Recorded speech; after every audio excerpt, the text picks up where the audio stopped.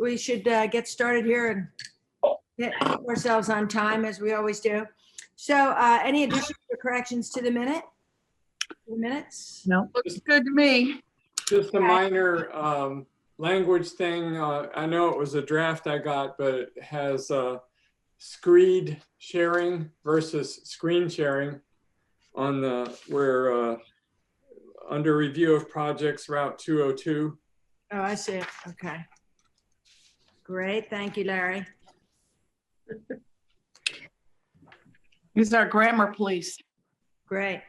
You can always call me ahead of time when you see things like that and I can get them fixed, Larry.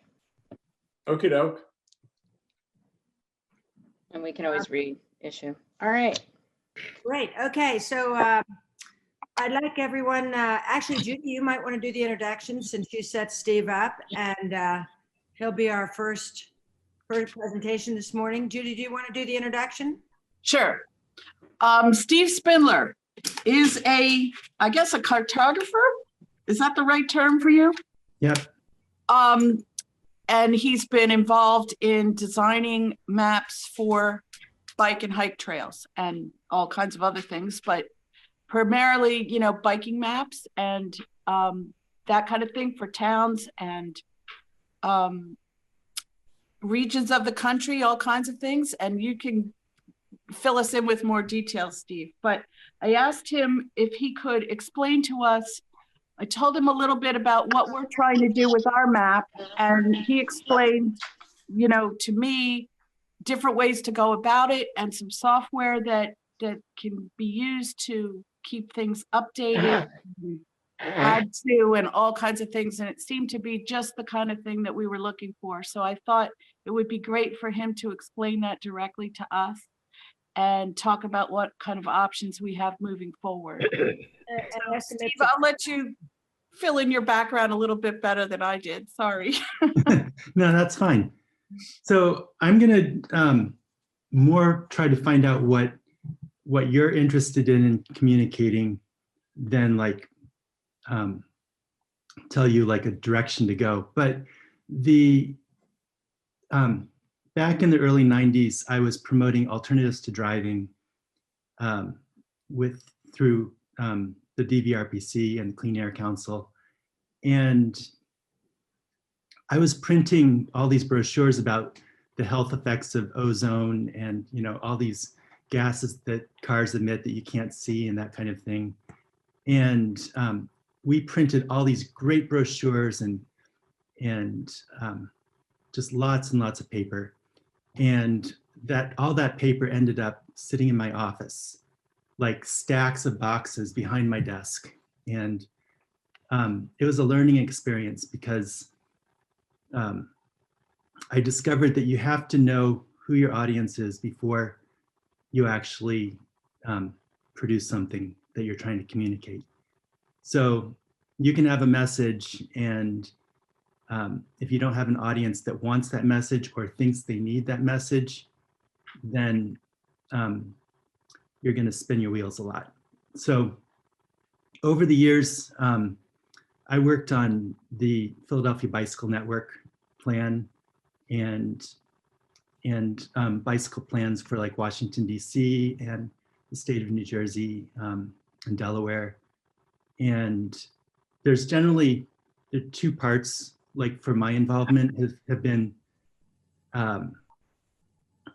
like at the end, like the city is doing, or the municipality's doing it.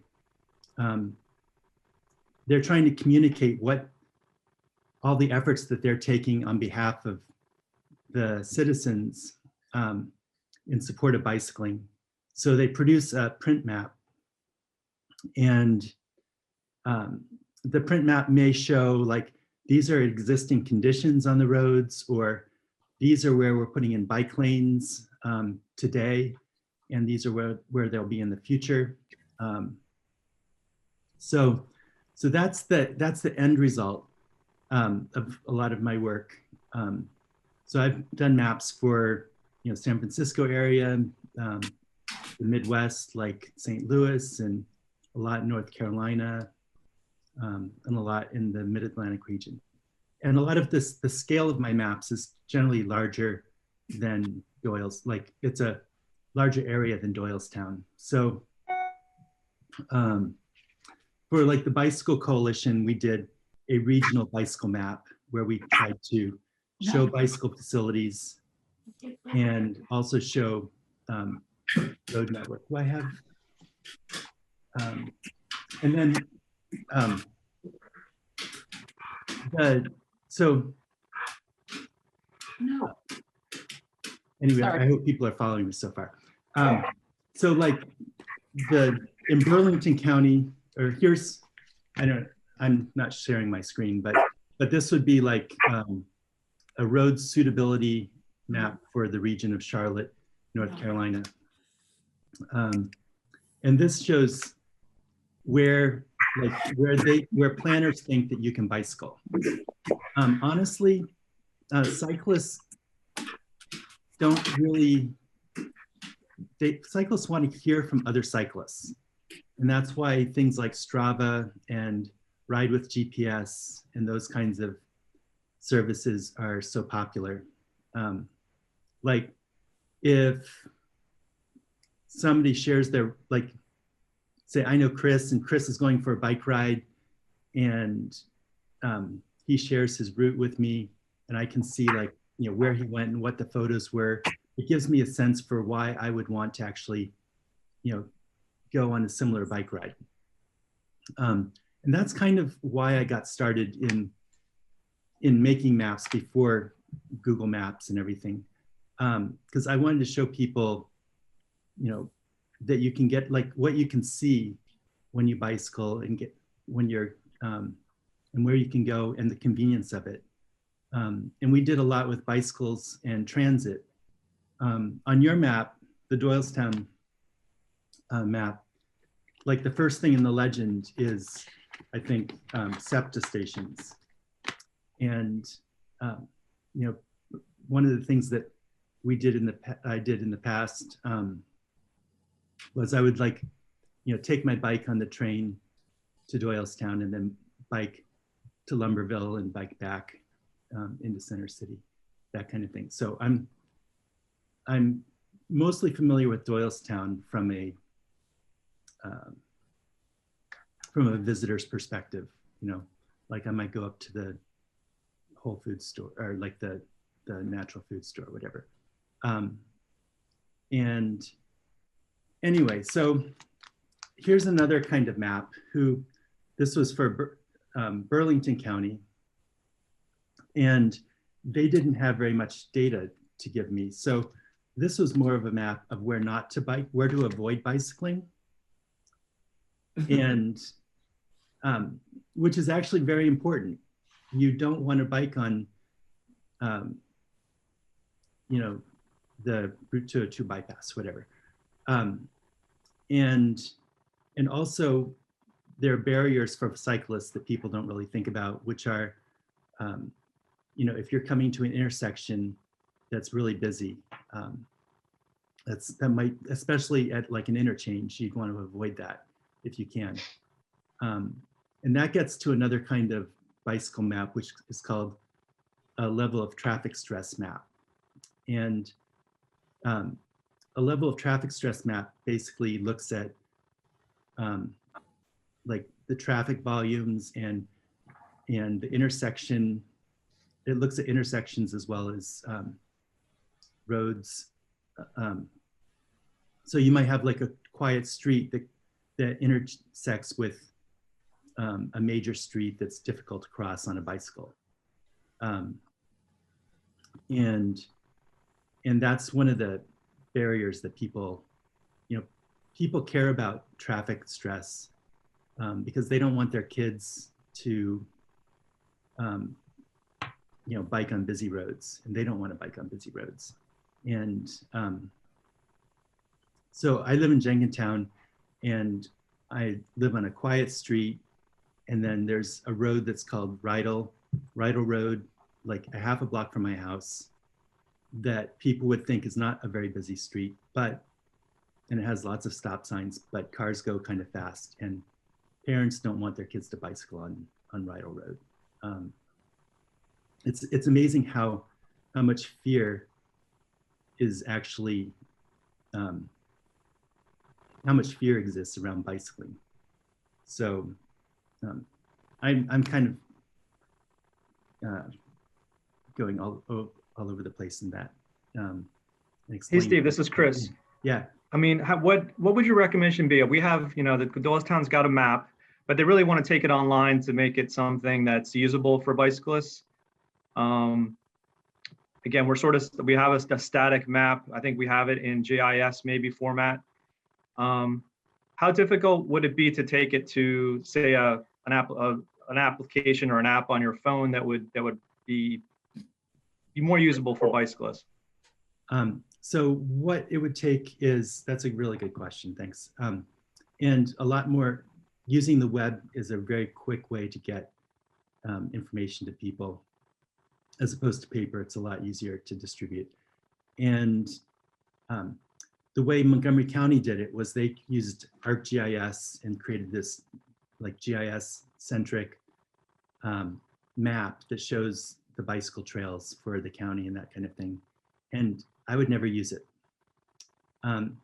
because the barrier is just the lag time of using it. What I would use is a Mapbox. I use Mapbox all the time. And with Mapbox, you can import, you can create in like Google My Maps, mymaps.google.com lets you like add your own information to a map. You can export it from there, like, draw lines and add points.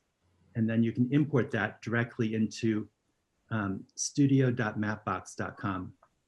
And then you can place your bicycle facilities. Maybe it's on you're showing a bike path along a road, but you don't want the bike path to cover the road name. So Mapbox will embed your GIS layers. You could use KML or shapefile for GIS. And you can place that data beneath the text and make it very legible. And it's fast. It's all, it's called vector map tiles.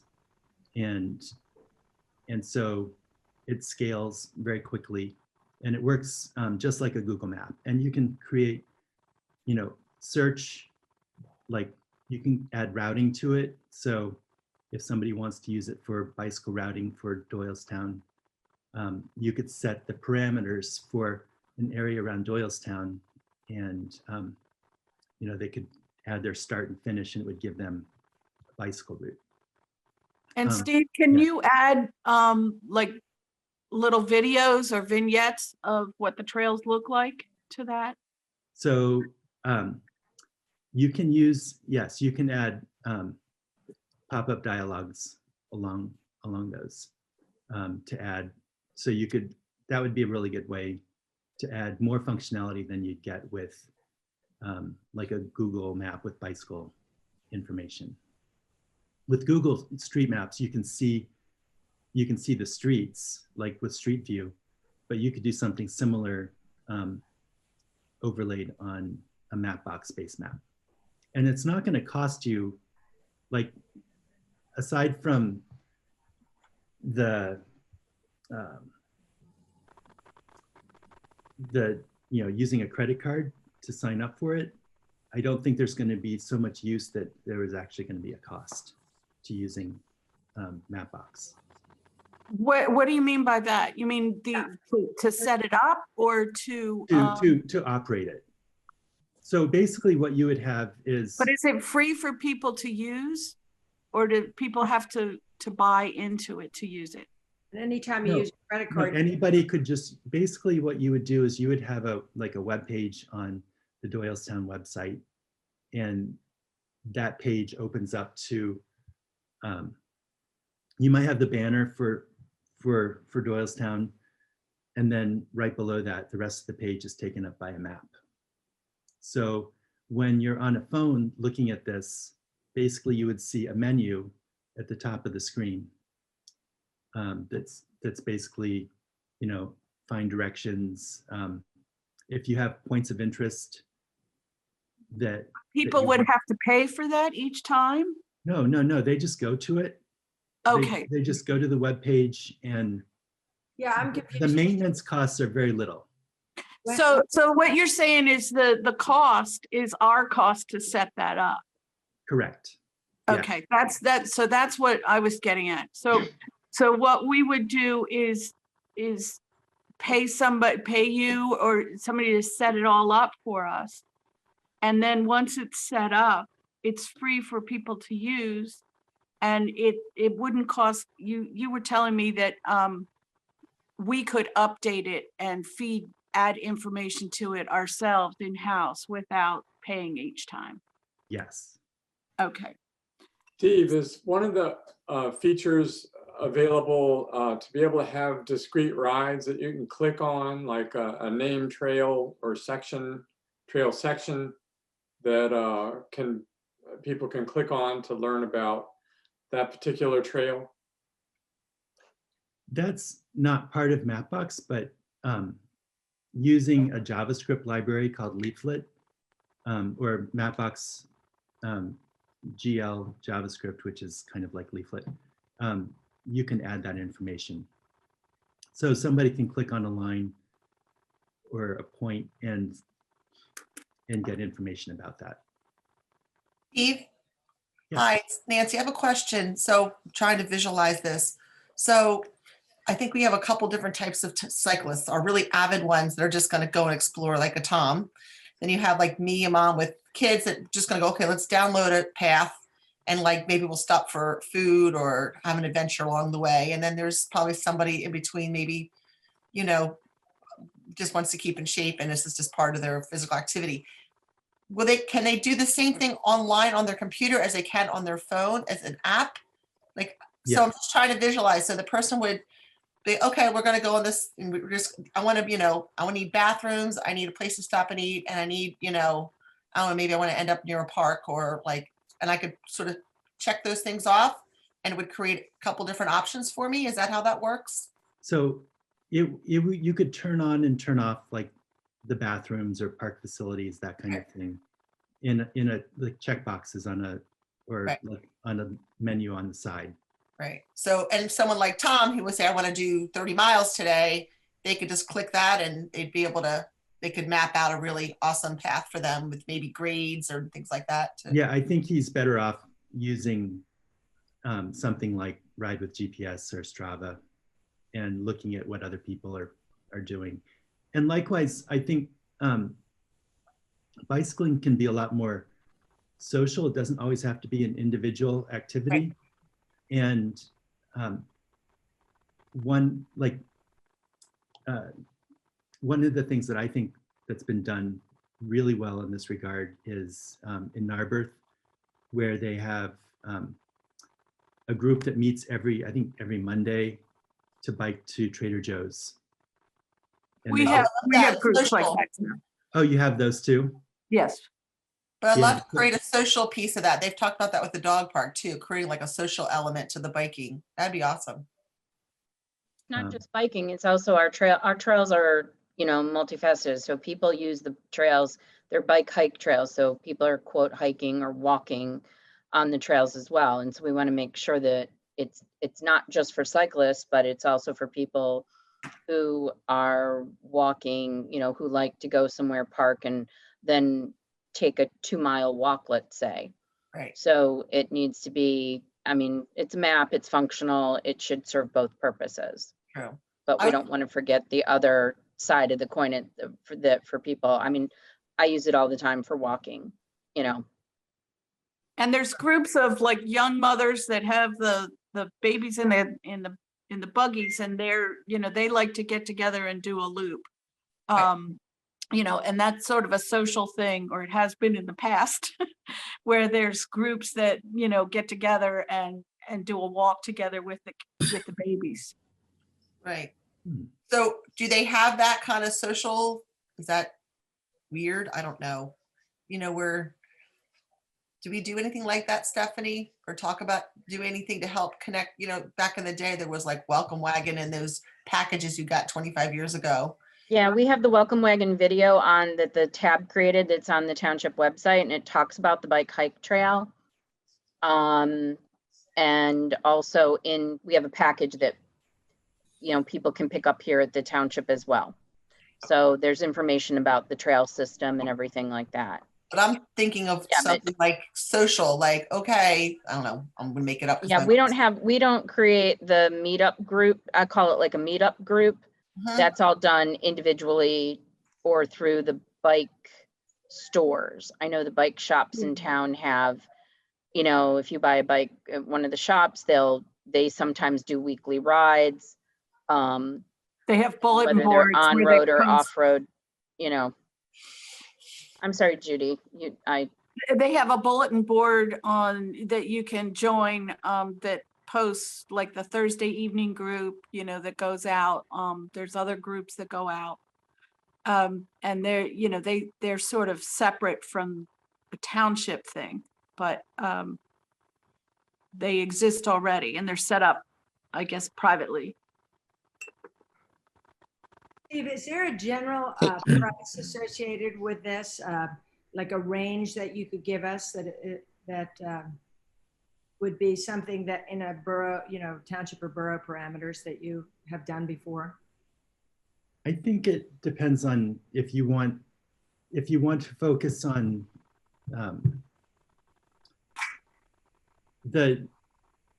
I think focusing on the website, like a web version, makes the most sense first. Like I did a map for the Friends of the Genesee River Greenway, or Genesee Valley Greenway in New York. And so I worked with their budget, which was about $7,000, which basically, you know, half of that went into developing the map. And a lot of it depends on how many edits and revisions and how long that process goes on. What we did was I had people at the Friends of the Genesee Valley Greenway add information onto a web map so they could like type in. They were doing a lot more with like restaurants and hotels and that kind of thing, and points of interest. So they could put the points of interest that they wanted on the map, and then basically I could just take that and put that into a web-based map, which is actually, I think there's a version online at map.fogvg.org. Say that again, map dot. fogvg.org. Okay, I think that's it. And what would that take us to, Steve? And that basically shows the route of the Genesee Valley Greenway, which is both on-road and off-road, and it shows different kinds of surfaces because people care about whether something is paved or crushed stone or unimproved, that kind of thing. And then all along the way, it shows, you know, where's their parking, where's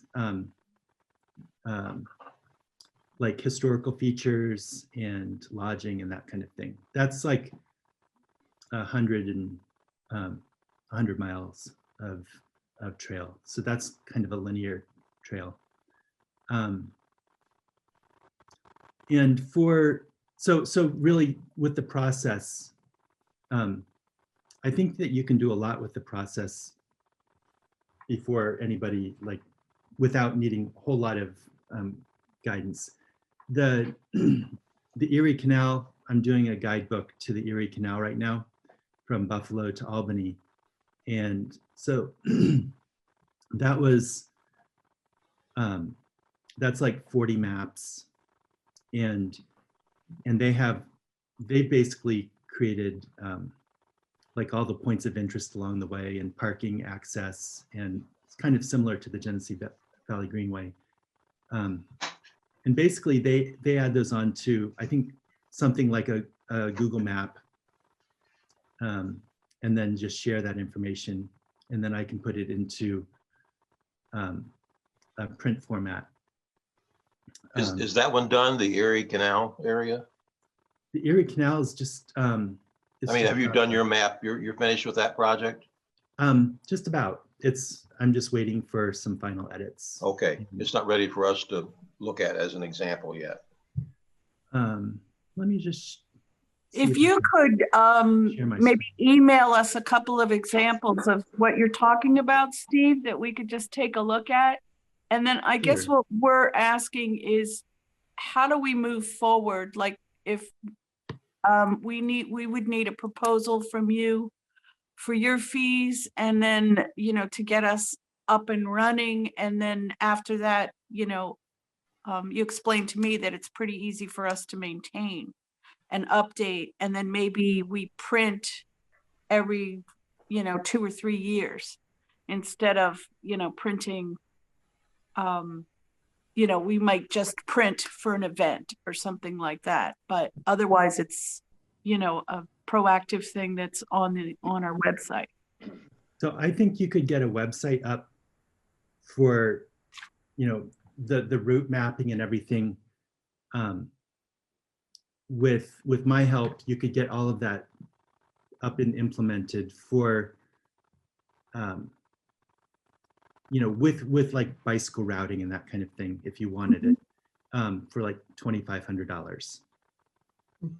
Okay. Printing a map. So here's a map. This map is a transit map for the Union County, and this is 3 inches by 6 inches in size, which is a really good pocket size that somebody can use, and it folds out to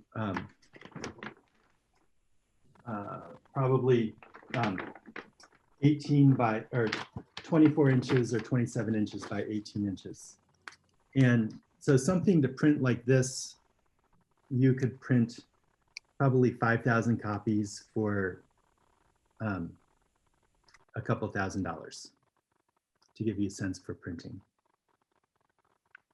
And whether you print, you know, 1,000 copies or 5,000 copies, the cost for printing is mostly in the setup for the printing press. Most of the printing we do, the maps we do in-house. Yeah. You know, because most people, we have our bike hike map on our website existing with the borough information, and most people either go to there and look at where they want to go and what they see, and we have copies available here at the township building, so they'll come in and pick up the map here. But I think he's talking about a map that's got a lot more information on it as far as. I understand, but I don't see us really doing 5,000 maps per se. No, and I don't think we need to do them very often because things do change. What's more important is to keep the website up to date and interactive. Well, once you have the setup cost, so I would imagine that then you just add to it a little bit each time, right? The initial setup cost is there. Yeah. It doesn't increase along the way. You just approve upon it, right, Steve? Yes, basically we can create like a 5-minute video that shows how to take information from the Google map and put it into the base map on Mapbox. So that we could do that in-house. You could do it in-house, like I could give you instructions so that you can do it in-house. Okay, well, are there, Steve, if you don't mind, I think a good idea for us would be maybe to discuss it among ourselves a bit, and then have Judy get back to you, or I'll get back to you, or Stephanie. And, but maybe talk about it a little bit amongst our group and go forward from there. Does anyone have any other questions? Well, Steve, what kind of a timeline are we talking about? If you were to work with a small subcommittee, you know, for editing and information, what kind of timeline would it take to set something like this up? I think that if the way to start and really you could do this without any cost, is to take this information on the existing map That we have, yeah. and put it into Google My Map. I could actually, do that today, and just show you. You could create a web page, really for no cost, like almost, in a couple hours with this information on it. You just wouldn't have the routing information, and basically there's very little code, but you would embed that code into the Doylestown website. Well, I think we need your help with that, but. Yeah. I've got a question for Paul Gordon. Paul, would it make sense to put Steve in touch with your mapping person, to let him know what's available? Yeah, I mean, I am kind of a mapping person, to your point, Tom. Well, yeah. Yeah, it's more that, yeah, we pretty much have a lot of this information that Steve's talking about. As I talked to the group previously, we're working on the countywide trail map that, would be interactive as well as printed copies. It's going to, have everything from transit connectivity to, various points of interest, to residential subdivision names, to shopping center names, all that information. So we have kind of the repository of information that you would need to, in essence, fill out the project. As for Steve's benefit, I think it's important to know what's out there. And plus, we've been working, the county gave us a proposal to do a story map around Doylestown. I don't know if you have any experience with that, Steve, or not. Is that something that could be incorporated into Mapbox? The story map is using the ArcGIS system, but again, I think the key thing is knowing, what you want to communicate with people, right, and having an audience that wants that. I just pulled up the Genesee one, and I think looks great. I like the format. It's clean. It doesn't have a lot of unnecessary information on it. And as a bicyclist, that's a perfect map for me. It gives me just enough information to get me in trouble, but not to keep me from riding. So I like it. I think it's something we ought to look at. Okay. Steve, is there any provision for being able to upload information to Google or Apple, because they both are working to get bike information on their maps, which would greatly increase the availability of biking information all over. Is that done? Are you aware of any arrangement whereby mappers locally can upload to the mothership for Google and Apple? In the lower right-hand corner, there's probably something that says suggest and edit on that map, on the Google map. Okay. And I don't know about, I know Apple just introduced bike maps on their mapping, but I don't know how people, mostly they use algorithms for looking at that. Also, with other services like the Strava and Ride with GPS, they create heat maps. And Strava actually shares their heat map data with qualified organizations, which are probably a qualified organization. So you could get the Strava heat map data that shows where people are bicycling in Bucks County directly from Strava, like in an aggregated form. That would be of huge interest to people. Yeah. Well, this is a lot of resource. So Steve, thank you very much. Sure. Does anybody else have any other questions for Steve? So Steve, I'd like to leave it with you if you don't mind, that we'll get back to you. We'll have a little discussion, and then, I mean, everything you said definitely works for our group, and I'm only imagining that this relationship is going to be built upon. You may not want us now. Maybe you stepped into something you don't want to be in. But, thank you very much, and thanks. we'll have you sign off if you don't mind now, and then we'll get back to you, very shortly. Okay. Okay. Great. Bye. Thank you. Thank you, Steve. Thank you. Thanks. Okay, Judy, great find. Great find. Jenkintown guy, fellow neighbor, right? Yeah, yeah. And he's the go-to bicycle map kind of guy, I guess. Right. Here. So, going forward, as a group, how do we, what's your thoughts on this, Stephanie or Tom? Do you have something that you want to add to that, how we would approach this? Oh, I think it's probably best for us to put together a scope. I think, and bounce it off of Steve and see what he thinks. He needs some direction.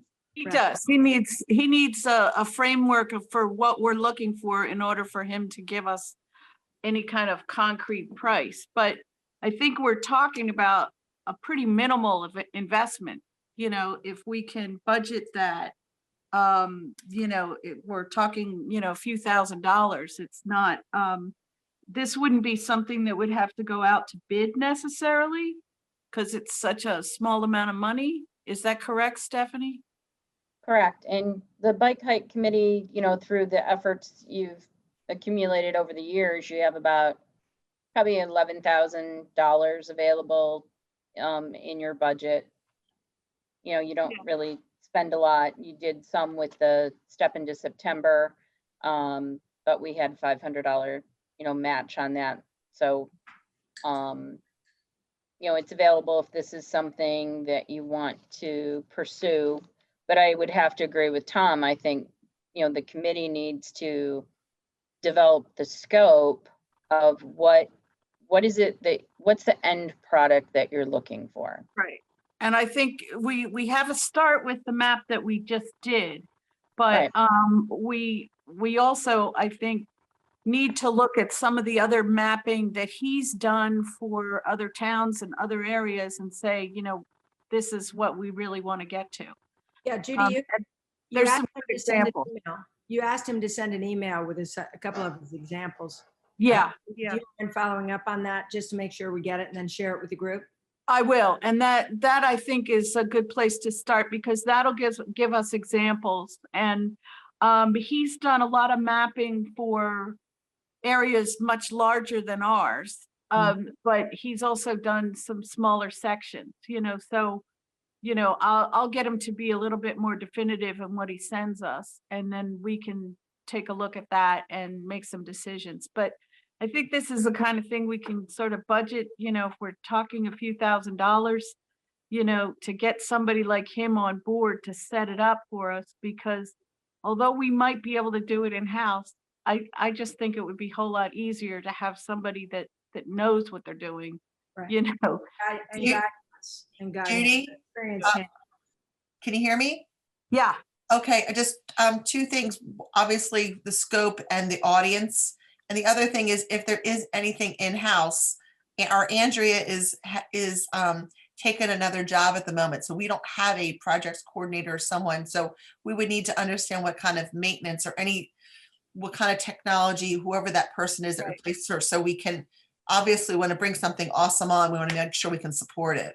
Well, that's what, he walked me through this when I was at his place to see what he does for other people, and what he's put together a little how-to video that when he gets it all set up, then there's a how-to video that's how to maintain it. And it's really very easy and very user-friendly.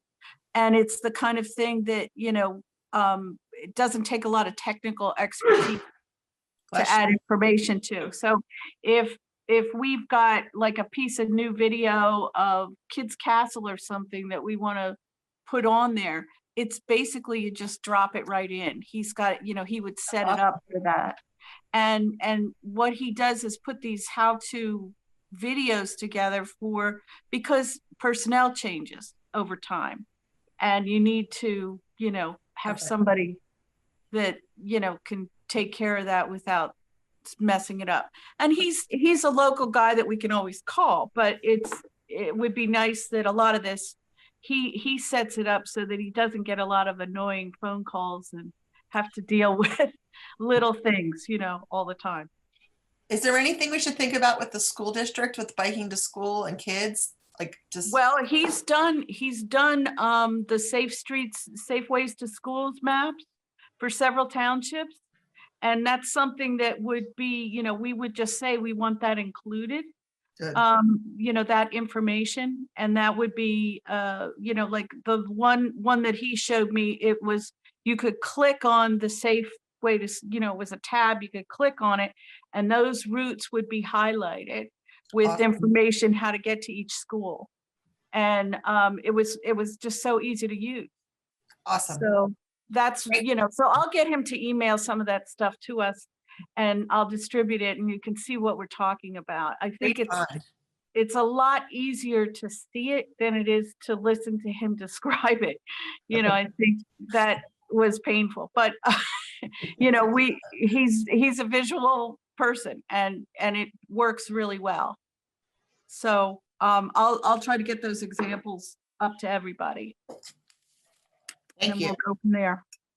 And Tom, you had mentioned the Genesee Trail is a good example. Is it possible to send that link on or to Sure. the? Actually, I think Cynthia put it in the chat. If you check the chat, Cynthia Jones from New Britain put the link in the chat box. Oh, that's to the Genesee? I believe it is. That was that FGO Okay. site. Okay, great, thanks. I think there's the opportunity for. Yeah, grants it's here, too. map.fogvg.org. I thought I said VD when I was copying it. Okay, great. Thanks. Yeah. Anyway, okay, well, would your advice be, Stephanie, which I tend to think it should, that we break it up into a core group? Is there any one who's would like to be interested in that? I'm sure Roger and Larry, who've already kind of taken the lead on this, would be interested. Judy would be interested. I'd be interested. Anybody else? I think you need Tom on this Yeah. To give. because of his experience with the committee. Tom doesn't have an option. Tom, you were just listed on the top. No. Well, and because he also met with the county and everything, he actually initiated this project. So, Yeah, we weren't giving Tom the option. He was just on there. okay, I just wanted to make sure. Didn't want to leave him off. Well, I did speak to the county the group that handles the tourism. Visitor and visit box. Yeah. Yeah. And they basically have put their grant program on hold, but this would be the perfect application because they tend to be small grants oriented towards people coming into the area. And hopefully that'll pick up maybe after the first of the year, but they get their grant money from casinos and things like that. And that's businesses really. The thing about all this COVID is that biking and walking and hiking are bigger than ever. Well, A lot of people are out there doing it because it's a safe thing to do. I was telling Larry this yesterday when I ran into him. I looked up the counts on the 202 Parkway. DVRPC has a automatic continuous counter on the Parkway Trail. And from last October to this October, it's doubled, both in pedestrian and bicycles, which is significant. When you drive along it, it's really obvious. I mean, there's a Yeah, lot of people out. You can't drive along there without seeing somebody, well, multiple people, but it seems like it's sustaining itself through, I thought it would just have jumped up in March and April, but it really has kept its. And people are out. Yeah. People are out, and people are out probably through the winter. Increase and 400% increase on all the regional trails. I'm sorry, Andy, could you repeat that? The increase in users has been between 88 and 400%, if you look at all the trails regionally. Wow. So it's a marketing person's dream. The demand level is definitely there. Yeah. And Andy, it's sustainable. Andy, you may want to mention what you put on the chat. I'm not sure everybody knows. Oh, sure. A couple things. What I worked with the East Coast Greenway. I was on their board that goes from Canada to Key West, and we used Steve to do an app, and major investment in time and money, and we ended up losing the app because the map base that was used, and I believe he's learned from that situation, was not stable or owned, right? And you know, it was redone again.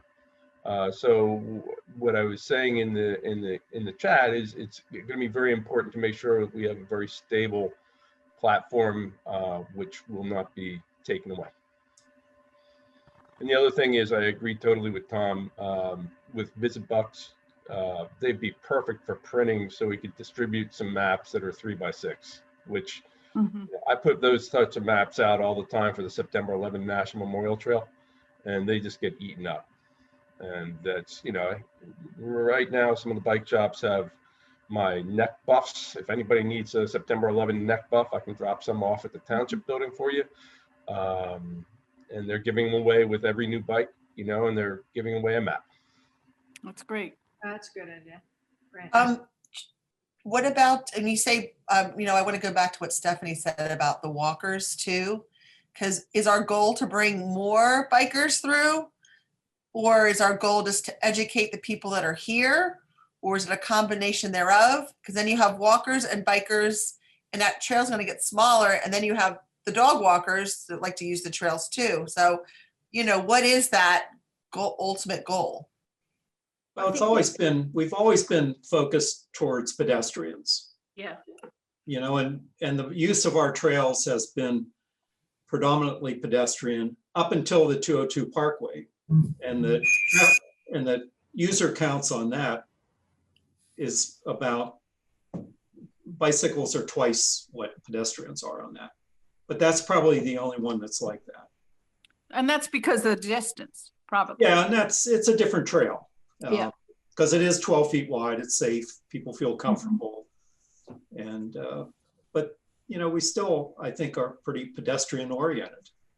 But Nancy, were you referring to, if you put it with Visit Bucks County, that there will be more people knowing about our trail from other counties? Right. And it's, what is that, you know, what's the wide lens of that? You know, are we looking to just really make an awesome hub for people here locally, and not just Doylestown, but, you know, in our central area? Or are we looking to bring people in from, you know, maybe from New Jersey, or although New Jersey people come, but, you know, what is our goal? Because I can selfishly say, since the Pine Run Reservoir path has been established, it's way busier with walkers and bikers than it has in the past. So it's a little bit of, you know, careful what you wish for, I guess. So I don't know what everybody's opinion is on that. And then I'm also thinking about our neighbors, like in New Britain and Chalfont. How do they tie into this? So these are just not questions to be answered today, but I'm just curious of your thoughts. Well, I would believe that the Visit Bucks, they already have us on their website. So anything we're going to do, they're going to absorb anyway as part of, you know, it's kind of kudos to them. They're offering more things in Bucks County. Okay. So we might as well have them chip in on it.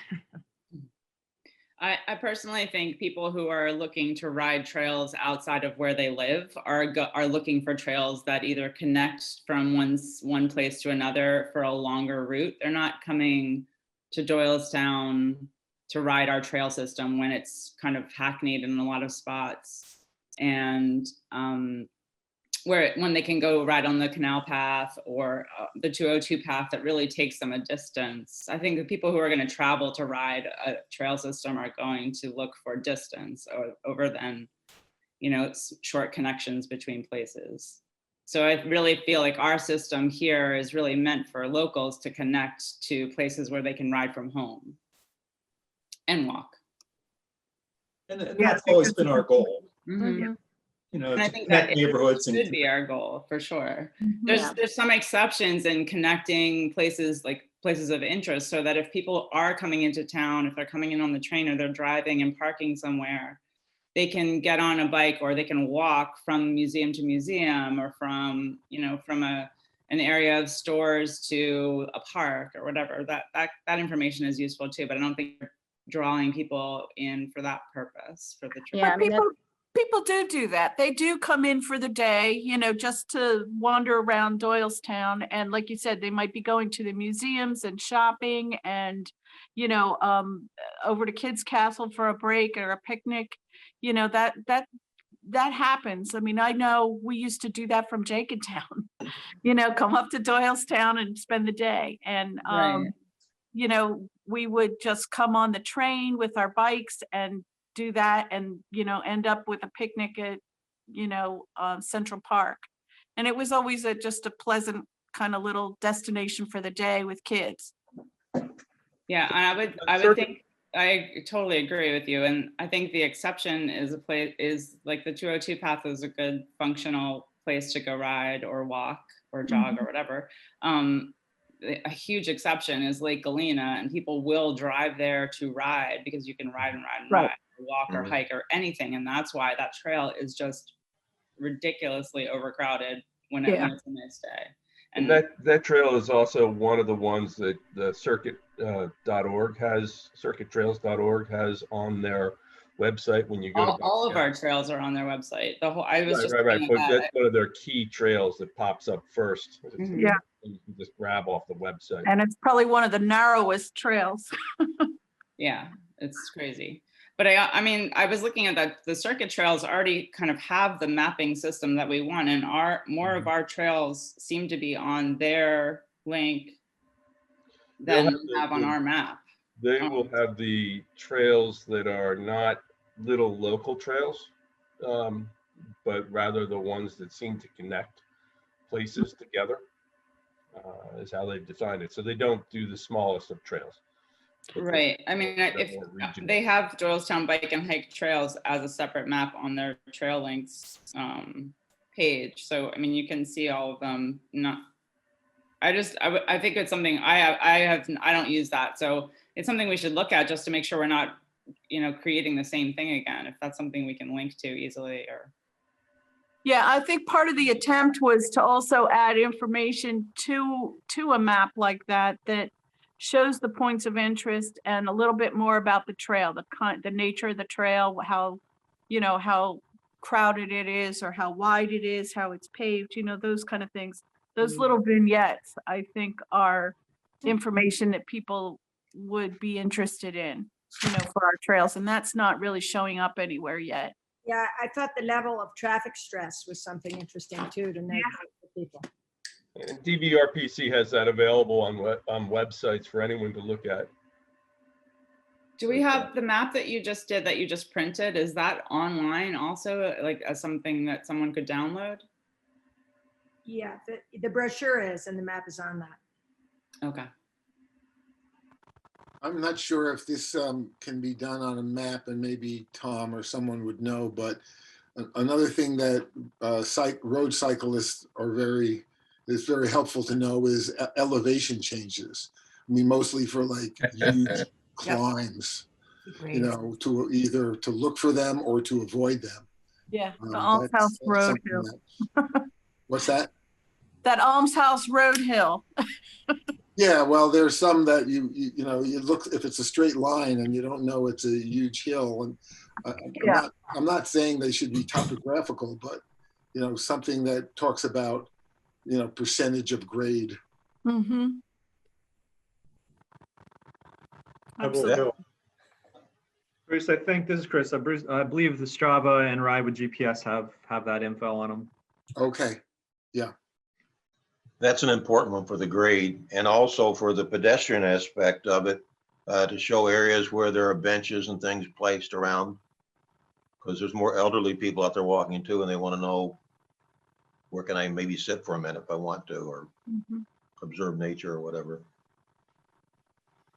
Well, Sounds like they could all be he's incorporated. going to be bombarded, bombarded with information. So we really definitely have to get together before we talk to Steve about this. So how do you, what's your thought of going forward? Is there, should we try to connect on the smaller group with a Zoom meeting and try to tighten this up a little bit? Yeah, I think the best thing to do is to get those sources together and maybe send each other an email with some links of things that we can look at first as examples and, you know, narrow that down.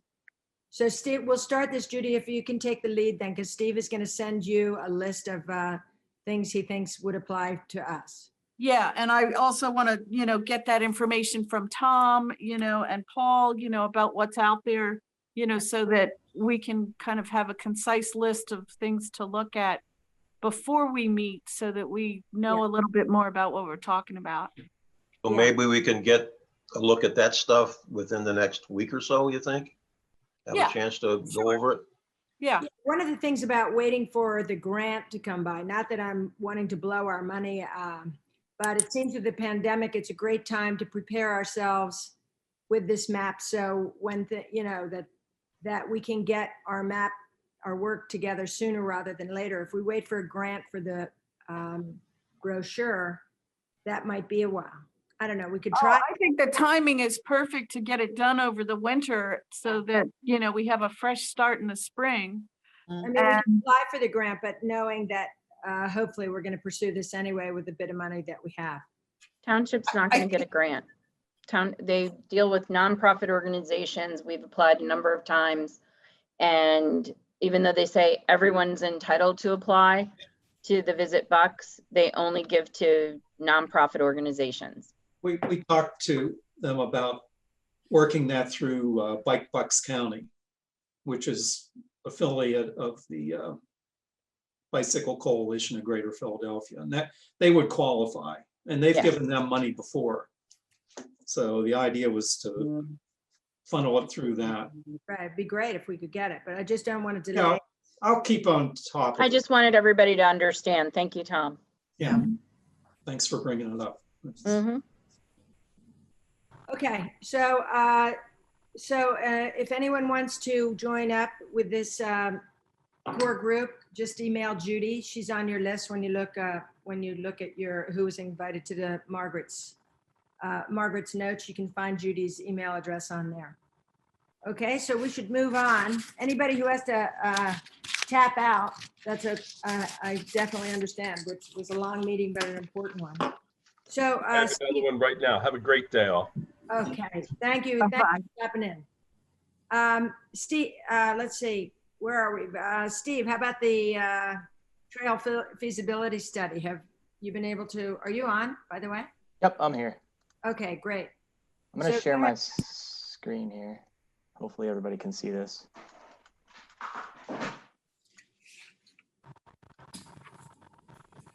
Can you guys see my screen? Yep.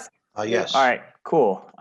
So I'll try to make this short and sweet here, but I've progressed the virtual meeting room a bit. So I can show you guys a progress update now. Still need a little bit of work to do, including the video presentation here and one more board over here, but I'll kind of throw you guys around the room here. Just give me your initial thoughts. And then I think the plan is to meet with a couple members of, you know, the committee just to get higher level and more, I guess, detailed feedback so I can kind of finalize this and you know, I think we're planning on getting this out to the public in early December now, I believe, Stephanie. So anyway, which is close. yeah, it's close. But you know, it really doesn't need, most of the effort really took like setting up the room itself. Now, as of like linking things, it's really not that more of an effort. But yeah, putting together the video presentation will definitely take like a day or two. Okay. Anyway, so the you know, you start off with this particular view here.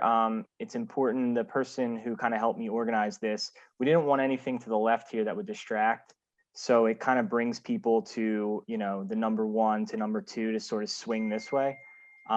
First, you'll start off with like a registration. And the way that you do it is you just hover on this information, click it, and then click on the icon above. So you just click on this thing and a new window pops up. And, you know, it says Doylestown Bike and Hike System, registration form, name, address, email, phone number, organization. And when you submit it, you know, we'll get all this information.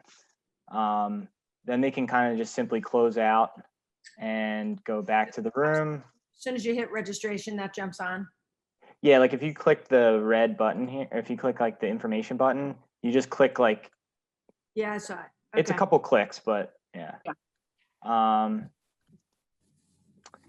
then you kind of swing around. This is going to be the embedded video presentation. It's going to be 5 minutes long. Lynn has agreed to do a little quick introduction, just giving a background of the Bike and Hike Committee, you know, what we do, who we serve, and then and myself and/or Chris will just kind of walk through the rest of our scope of this project and give specific details here. And kind of also, we're going to kind of give maybe some instructions on how to kind of finish up the room and what we're looking for out of this. You keep spinning around, you got project information. This is going to be like a general project information board. It's going to show, as you know, we want from the map, we want like paved surface, we want width of the trail, how long it's going to be, maybe start and end point or whatever. Just kind of simple bullet points here.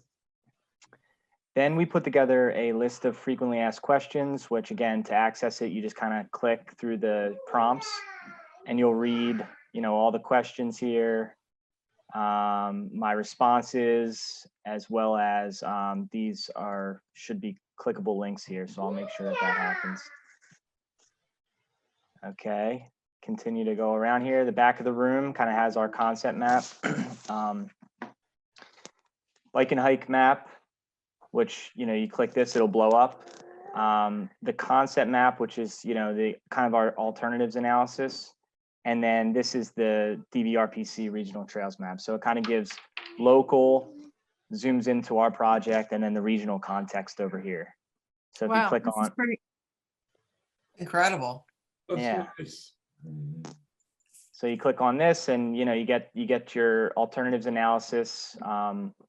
One runs to the south of 202 and points out along the way like different things that we would need, you know, retaining wall, intersection improvements. On the top here, you have SEPTA rail crossing, intersection improvements. I think we pointed out that there could be like some hazards for, you know, riding along the golf course here. Try to stick to that, right? You independently can enlarge that in different areas, correct? Yes, you can. You can zoom in. Yeah, because we all know everybody with the backyard there is going to want to zoom out. Yeah. Yep. So you can do that, and then you know, trying to keep it to like a high level, you know, as well.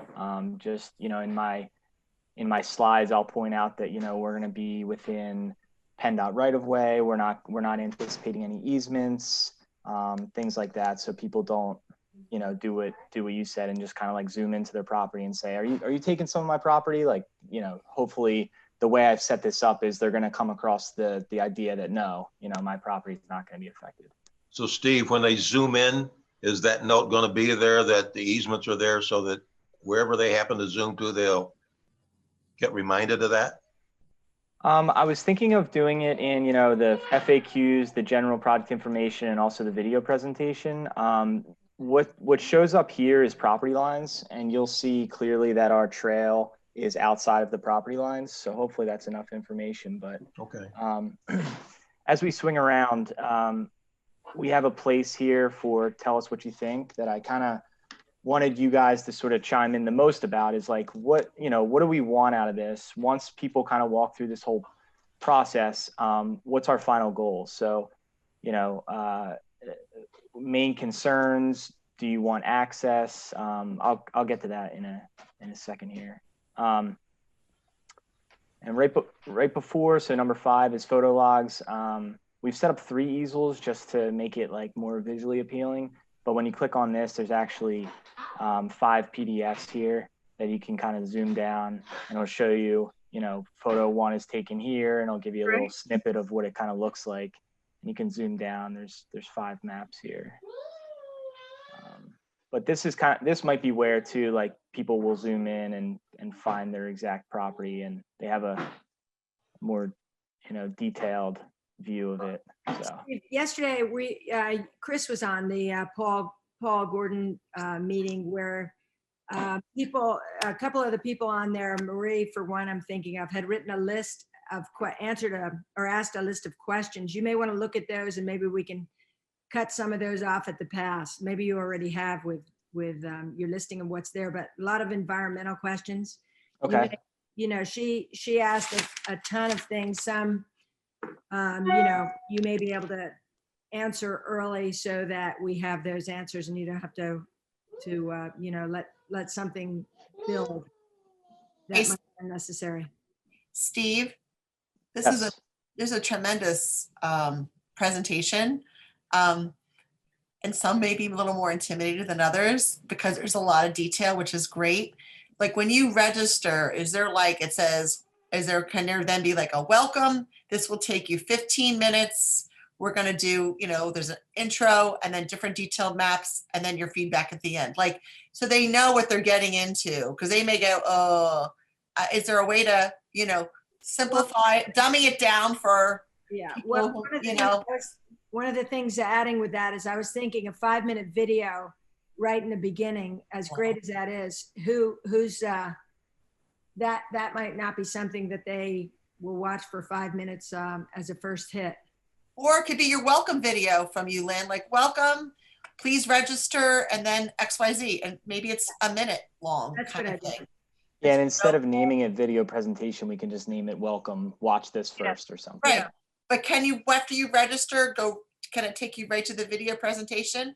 Hi, this is Lynn Goldman. Welcome, blah, blah, blah. You know, that it's very friendly rather than having to click. Is there a way to do that? Have to click out and then go back and find it. I can look into that.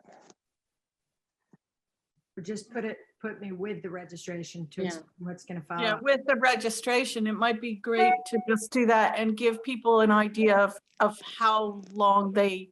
Yeah, so this will take you Yeah. 10 minutes, or, you know, if longer if you choose, you know, something like that. Yeah, what Steve, a if you good could put idea that in the there. like under the registration form with just, if you could get it to 2 sentences, please, you know, please start with the video, to view the room quickly, you can do this in 2 minutes. I mean, my guess is that some people may want to view the room before they even register.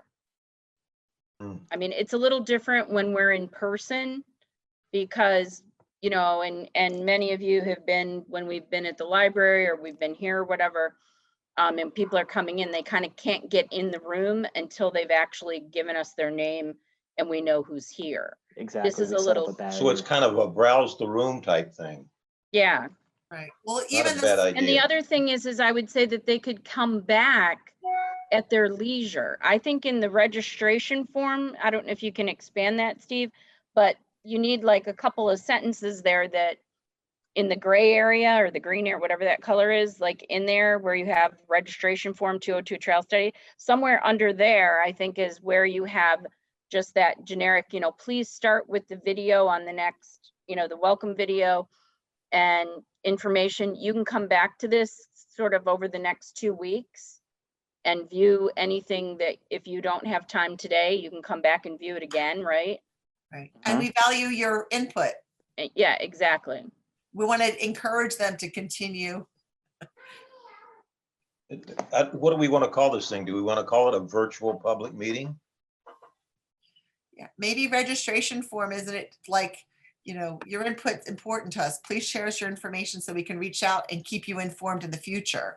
People get nervous. They think, oh, great, I'm going to get more junk mail. Maybe if you do it as a way of saying, we want your input, the fact that you've taken the time, we understand you value our trail systems, and I don't know, there's a way to market it, I'm sure. Yeah, maybe it sounds a little formal. It might scare some people away. Yeah, they're like, great, they want my social security number too, right? Hey, Steve, it's Chris. I think I think there, if I remember right, some of the other ones we looked at, the first thing you do before you even come into the room, there's a pop-up that says welcome. It's like, and it gives you the instructions. I think Right. we should make sure that that happens and then explain, Yeah. you know, Yeah. sign in to join our newsletter, whatever's the news, join the group so you're informed of what's going on and Right. track the And progress and stuff. Nancy and Lynn, you'll appreciate this. The borough and the township, and Steve, if you go back to the maps, all the properties along the two routes, go back, yeah, that map. All the properties, and hopefully we won't miss anybody, but because there's a lot of properties there, but know, all of the properties along the alternative 1A and alternative 1B and alternative 2A and B, 2B. Steve's gonna make sure that the borough and the township have all of those addresses, okay? And we have a mailing Great. that basically says this, and that's Come and why join it's us. probably still a week or two away. You know, we've got this grant. We're gonna have this virtual room that will be available on our website, the borough website, for 2 weeks, starting say December 1st or whatever date that starts, for 2-week period. Please go to the virtual room and view it. And this is in place of, you know, obviously pre-COVID, we would have a big meeting, probably here at the township. We would do an open house for like 2-3 hours. And all those people would have been invited to come to the open house. So this is in lieu of that typical open house that we have. But they will all get an initial mailing.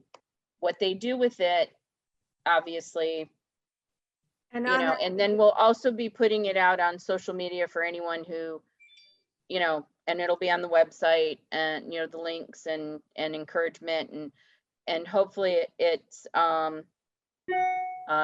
opportunity we'll get it timed with the Board of Supervisors meeting and make an announcement, things like that. Do we want to share it with the hospital and the district, you know, for anyone looking to promote healthy living or just transportation? Sure, I can work with Ernie Warner and send it to the school district as well. Yeah. That's great. It looks terrific, Steve. Awesome. Steve, Yes. could you go back to your maps a minute? Sorry. Which one? Okay, the map, I think it's the one we used for the September 12th thing. This one here? No, I think it was to Further the left, back. to the left of that. There you go. The one, okay, the one that's popping up there, the bike and height map. Can you zoom in on it a little bit? Sure. This is just our regular bike and hike map. Yeah, we had the issue and it didn't, then we got to print and it didn't get corrected. Pools Corner, one of the terminuses of this, so that's pretty important for this, is not identified on there.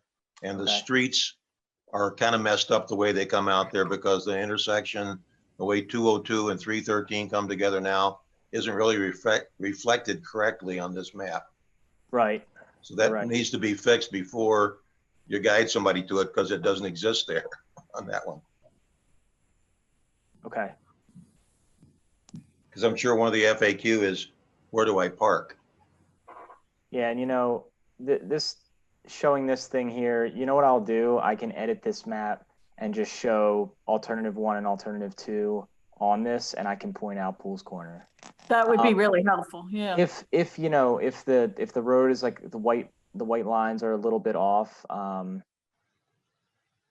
not sure we need to go through the effort of like updating this map completely, but as long as I have Pools Corner called out and the alternatives, I think it might give a better. Just that one area at least, because it's, you know, it's kind of critical to what we're doing here. It's one end of it. I can draw lines over top of this without, you know, going through the whole process of like changing it, and then I'll make it more clear. Okay. Yeah.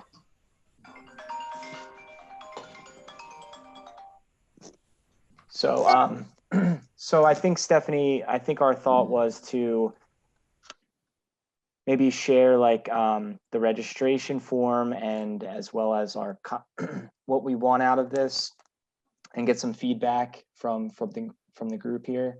You've already come up with great suggestions that I can implement, but this can also be an ongoing discussion that I can tweak this room until we kind of roll it out to the public.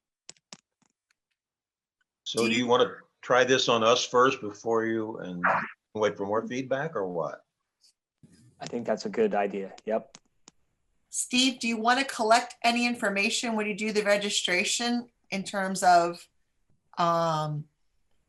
reason you're interested, like family, competitive? I mean, is there any information we want to gather other than the registration from people in terms of their interest with biking or hiking?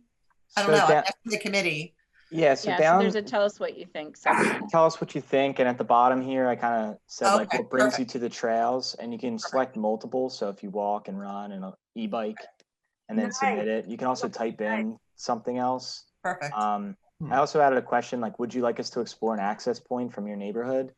Normally, like, Ooh. I phrase this in a way that hopefully they say yes. But, Yeah. yes, I would love a new connection. No, I would prefer my neighborhood to stay separated.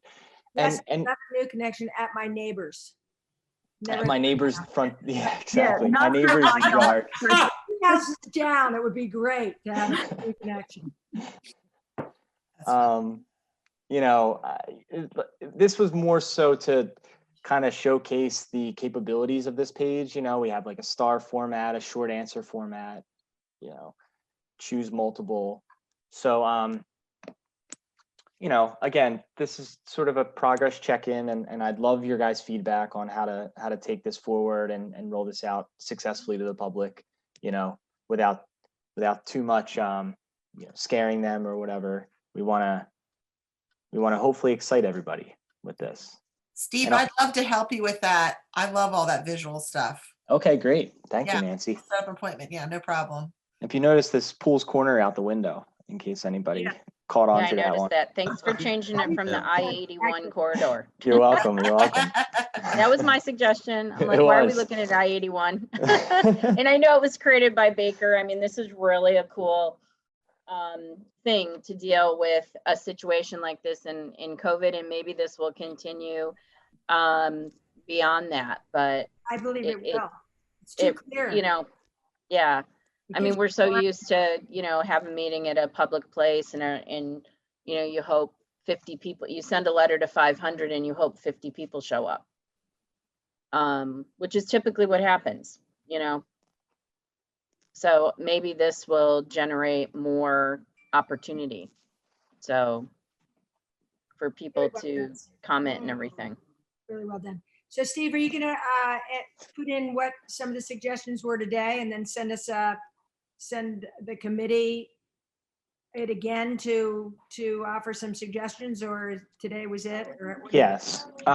So the web link that I can send you guys is actually just kind of like a live link. So when we go in and make changes, it's going to update like automatically. So I can kind of send you guys the link, and then as you guys send me comments, I can kind of incorporate them, and you guys can check back within like a day or two and sort of see the evolution. I can also just update you when like major changes have happened too, if that helps.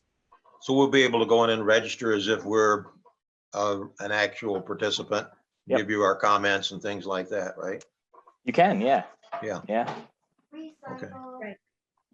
Okay, Steve, really, really well done. That's great. I'm going to have to brag about this committee at the Board of Supervisor meeting tonight. So be ready. Absolutely. This would be a good teaser. We put in the newsletter, hopefully everybody's seen it, we did put a sort of projects in progress thing, and this was one of the ones that we put in the newsletter. So, I think, very beginning stages of this grant, a lot of it is that behind the scenes with the engineers out in the field, gathering data, talking to the committee, but that teaser to let people know that this virtual meeting room, and I think explaining that tonight, Nancy, to the board and to those watching is really, really important, because Absolutely.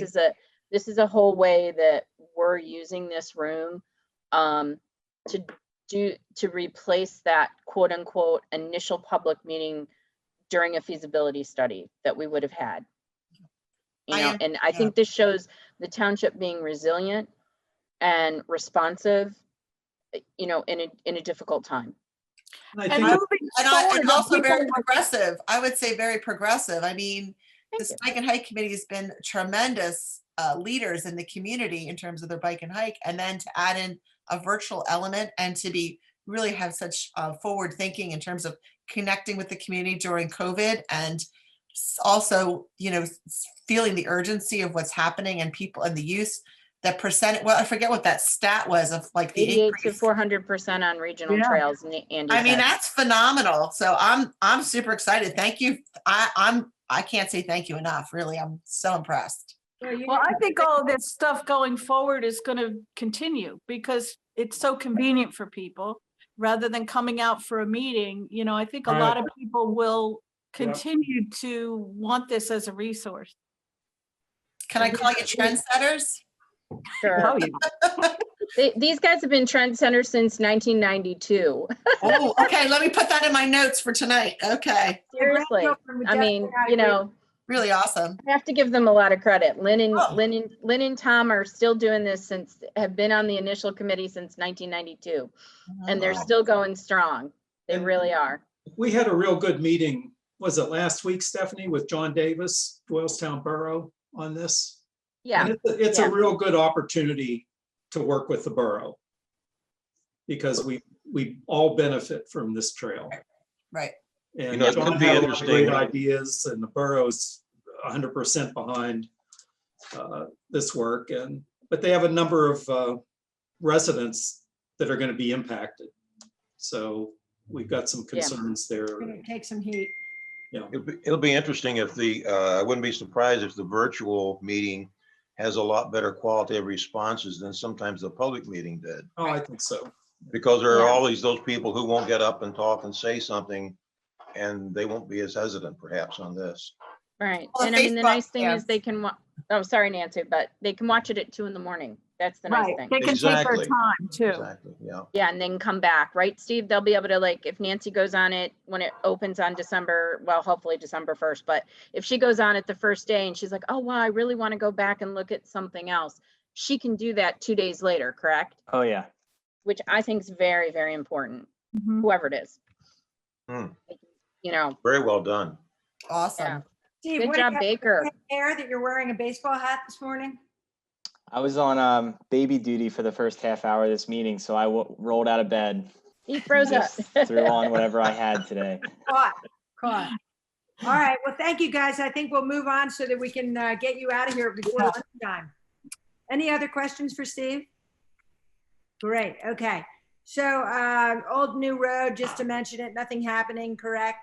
Update, Chris, briefly on the Chamonix Greenway, Bristol Road, Upper State Road. Bristol Upper State, we're having final inspection next week, so it's basically done. And just big shout out to everyone who came to plant trees and plants last week or so. Stephanie, Larry, Roger, Lynn, thanks to you again for helping us with Feeney's and getting the plants. Yeah, Mary Pat, Cynthia and her husband were huge from New Britain. Cynthia. Cynthia, yeah. So everyone who came out, we really appreciate it. We had a great day. I think it was more work than anyone of us anticipated. Those are big trees. Including my two teenagers that I dragged along. But no, it was a great day and we really appreciate it. Great. How about the, just to keep us going, the Turk Road area trail visibility, the Marty Brooks track, that's on hold. Shady Retreat, Safe Routes to School update. Just working on responses from PennDOT, working on comments. Right. Bucks County, yeah, like, let's get that moving so we can start it in the spring, right? Yeah. Yep. Okay, Bucks County Trail update. Paul, would you like to say anything about yesterday's meeting? Shout out to Chris for his tremendous help and support on that. And thank you to yourself, Lynn, Tom, Stephanie, and Nancy for attending. Yeah, I think Chris jumped in a couple of times there to help you out. I think it would be helpful, Paul, if you, just so the committee understands what went on, and I know that we've talked a number of times about the county having 2 projects in the works. One is, we'll say, from 611 Alms House west to Turk Road and into Warrington with trail, and we're all very excited about that because that's kind of on our, it's immediate. It's a construction, engineering construction, but the portion and is the point from Alms House to to Warwick that goes along the county ground along the Neshaminy. And the county had reached out. They're in that design engineering phase right now. And there was concern as they had started to begin to reach out in the design phase to some of the property owners along the Neshaminy off of Pebble Hill Road. And they reached out, and I had a call from a resident. And, normally there probably would have been a meeting, but I arranged for the county, and thank you very much, Paul, and your staff and Evan for coordinating that meeting yesterday with the residents. I think a lot of them have just moved out there and not aware that, this is a portion of a trail that's been planned, since the 50s, but really in the last 6 years. So, there are concerns, and Paul, if you want to kind of pick it up from there, that would be just to give a context for everybody else on the call. Yeah, like Stephanie said, we kind of made the way we, as part of the design process, we need to gain access to some of the properties with intent to enter letters, which basically allows us to go onto their property to, get the bridge borings and all that determined. And that was not handled as well as it should have been on the county's part.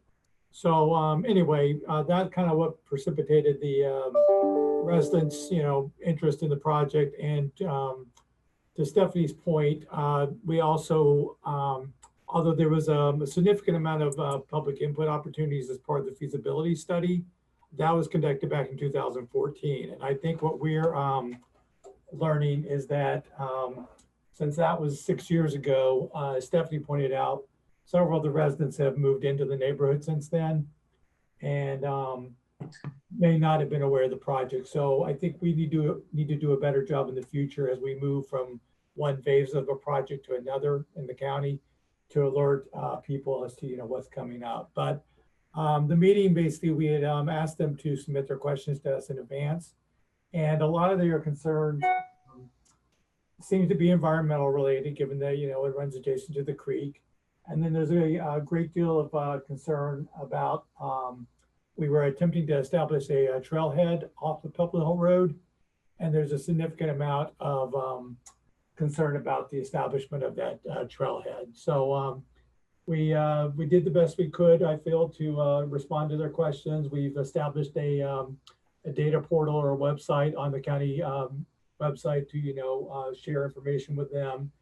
And as we've been doing with some of the other county trail projects, have obviously now an email list going on that any future updates will be communicating directly with the residents.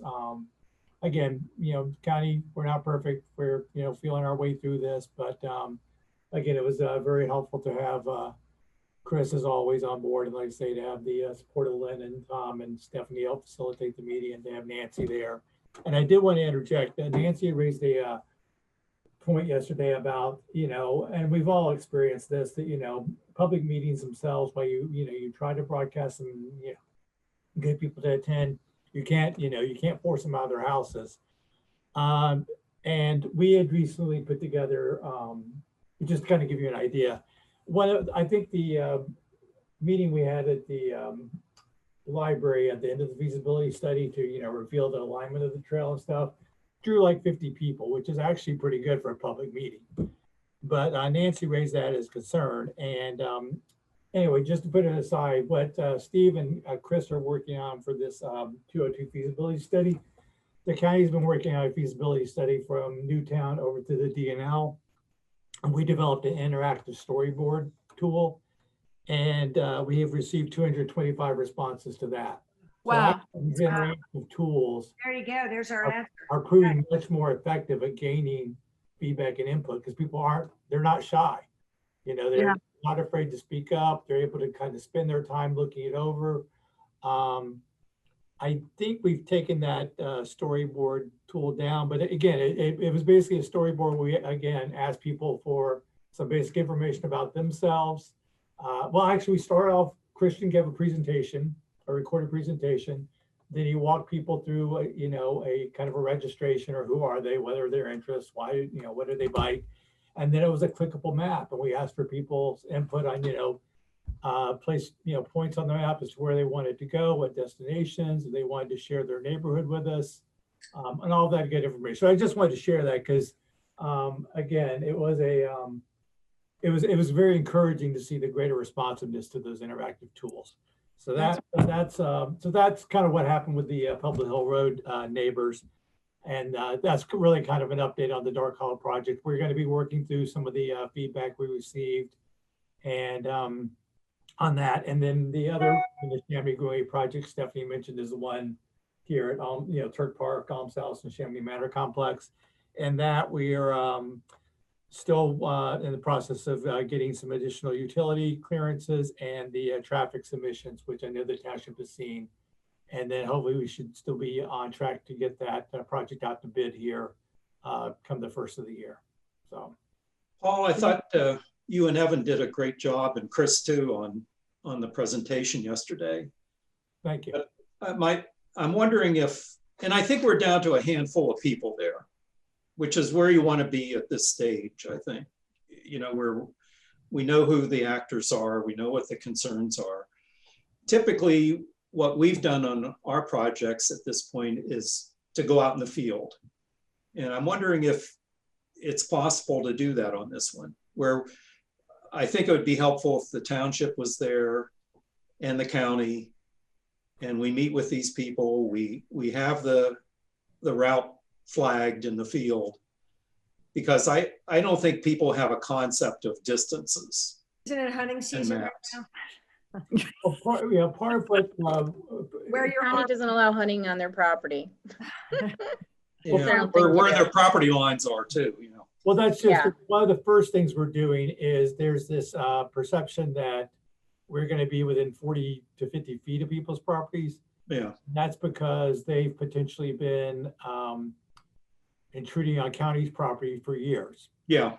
And so one of the first tasks we've asked Chris to do is for each individual property owner along the trail route there, is to develop a very detailed map of their particular property, showing the distance to their actual property line from the trail, so that they have a clear understanding. Chris, when you're doing that, you may also want to show them how we've mitigated that with some of our other trails. Yeah. Even though it's not their property, you may want to show them some of the big trees we've placed. And all those trees that got planted last weekend. Yeah, you may want to show them, to ease that conversation in, that the lawn they've been cutting for the last 30 years is not theirs. You may want to say, this is how we've mitigated some other properties. But to your point, Tom, I think after that, we'll see where we are with them. I think the biggest thing we're seeing right now is that the trailhead on Pebble Hill is probably in jeopardy. That seems to be a major sticking point. And again, it would be a nice to have feature. And the primary reason we were pursuing it is it will really assist us with obtaining the construction funding. Because if we're having to go all the way from Alms House down to Valley Road, we're probably looking at a $3.5–4 million project here. I mean, that's, so to kind of have had that opportunity to phase the project would have been helpful. But anyway, you didn't mention that yesterday. We don't have specific cost estimates at this point, and but even the idea that by having that, it would help, soften the blow financially. I didn't pick up on that yesterday. That would be. Well, I don't think they would view that as a valid reason. That's kind of why we didn't share that. It's not their issue that we need to phase the project for construction, because again, a lot of them don't want the project, period. And the fact that I'm not sure. And that we need a parking lot trailhead for a project that they don't want, only so we can help obtain construction funding easier. That's just not something we felt that they really want to hear as a message. So that's why we've looked. Yeah, but that was for that particular group. You don't know what those who want it might feel about it. Yeah. Yeah. So we're, You know, I mean, we already know that. yeah. I think it's just, you know, but Tom, I appreciate your feedback and input. I think right now, like I say, we've directed Chris to do that initial showing where property lines and showing how far the trail is. And we're following up on some of the one homeowner in particular with the horse concerns. Well, you know, we do have a trail next to horses, and it's at Del Valle University. The trail's goes right up to the equestrian center. And we might want to reach out to the head of the equestrian department there, because I think all of her concerns, unless she's just letting her horses run in the field back there, are unfounded. And I can assure you that I can't imagine the university not saying, you know, we haven't had any incidents of problems on one side or the other. Yeah. So anyway, does that give everyone an update on where we are with the two projects? Yeah. I don't want to, but yeah, Tom, and we'll be reaching out to you guys because obviously you guys have a lot of experience in dealing with the residents and all that. We, you know, we just feel badly about the way this all came about. And like Stephanie said, in a different era, we would have been out there right away meeting with people in person. But that's just not really a viable option at this point. Well, let us know what we can do for you. We will. And again, thanks for attending. It's an extremely important section of the Neshaminy Greenway, and it's going to get a lot of use. Oh yeah, we're not going to abandon the project at all. It's just it's more the trailhead seems to be a major concern, and again, that was really to help us with the construction funding. Well, you know, the county's in a much better position to condemn property than the township ever is. You know, it's a little close for the township. The county's a little more removed from it, and you're not going to get through the building of the Neshaminy Greenway all the way down without having to do that. Oh yeah, no, we understand that. So, but again, thank you to everyone. In particular, shout out to Chris again. He did a above and beyond the call of duty to help us out yesterday. So always kudos to Chris. Great. Great. All right, thank you, Paul. That was well done. Thank you. Pub and Track, Liz had to tap off, but she just said people are still riding it, so they're trying to extend the use of it until they close down, which will be when it starts to freeze. And that's tomorrow. Felt like this But then morning. it's going to be warm over the weekend. Yeah, yeah. It's the cutest thing ever, seeing these little kids with masks on riding their bikes. It's pretty adorable. So, any other business or new projects for consideration? That was we had an awfully good meeting this today. There's a ribbon cutting, not on our system, but in Quakertown on the Saucon Upper Bucks Rail Trail on Friday at 2. Is it, Paul? It's Thursday at 2. Yes. Thursday at 2. I'm sorry. I'm sorry, I failed to mention that because I was trying to save time. But yeah, it's the first trail outside of a county park, so we're super excited about it, and it's got that gorgeous 800-foot long boardwalk. So again, the boardwalk alone is worth seeing. It's a nice trail. We're really That's a beautiful trail. I'm planning on riding with some friends from Bethlehem up. Okay. To the opening, so we'll have some bikes there. Yeah. Is there a trailhead to park at, Paul? Yeah, it's well, actually, yes, we had a very cooperative township as well as the Richland Township Fire and Rescue Company, which is where the ribbon cutting will be held. The fire company donated land, and the township donated the design and construction of it's a small lot, about 8 cars of that. But again, this is not a heavily populated area. But again, it's a much needed trailhead. The other entry points would be a Veterans Park in Richland Township. So great. I have to check it out. Yeah. Congratulations. Been hearing congrats. I've been hearing so much about it. Thank you. It's really, again, Tom's Point is a key link because it gets you connected to the Saucon Rail Trail, which will eventually connect you from Hallertown up to the South Bethlehem Greenway and the DNL and all that. So it's a great And it's really going to benefit the Quakertown area. Yeah. Because we had friends that rode it last weekend, and their ride was from Bethlehem up, stopped at Quakertown for lunch and rode back. And that's what you're going to get. That's the benefit. And Quakertown needs that. Yeah. Because they went to downtown Quakertown. They didn't go to the mall or the shopping centers. That's where they had lunch at whatever Coles. What's the name of the place there? I forget now. McDougal's. The Coles, yeah. So. Yeah, it's very exciting for, for us. It's, my first ribbon cutting, so very happy. Paul, I saw information on that. Saucon Trail, was interested in it. I wasn't sure I could determine, where's the parking place in Quakertown? Is it near the in Quakertown, McCool's Inn? Ends right. There's a little. Let me bring up my map here. There's a little. Bear with me 2 seconds. It just kind of dumps out into a street in Quakertown. There's not really a trailhead location in Quakertown, and that was driven by the fact that SEPTA still leases the portion from Quakertown up to California Road. They lease it to East Penn Railroad. And so the possibility of establishing a trail along, rails to trails is not to say that there's not still interest in the potential of rails with trails, but there is basically, to answer your question, if you were to head from Veterans Park down, it's called Heller Road. It's off of Pump Station Road, and Heller Road takes you down into a neighborhood. I'm trying to come up with the name of it here. Walnut Bank Farm. And there's actually a trail that leads out of Walnut Bank Farm that dumps you out into Quakertown right there on, and of course my map is frozen, right there at East Mill Street. Okay. And they have signage up already, right? I don't think East Mill Street we do, no. Okay. It's right near, it's basically, if you were, the closest parking would be at the Quakertown Library. Okay, that's good to know. Yeah. Okay. And what about the parking at the firehouse? Do you have an address at that location, or? Well, like I say, that is 64 Shelley Road.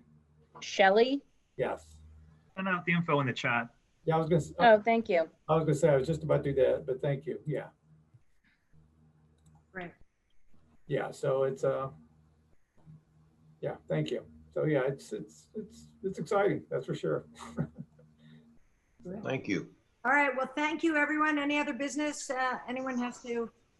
Hey, Steph, just one quick thing. I meant to bring this up before. I mean, it's nothing real major, but under the Bucks County Trail Update, the second paragraph talks about that the trail is going from Alms House to the 262 Valley Road. I'm sure it means 263. Route 263. Okay. Okay. Somebody 100 years from now would figure out what we're talking about. All right.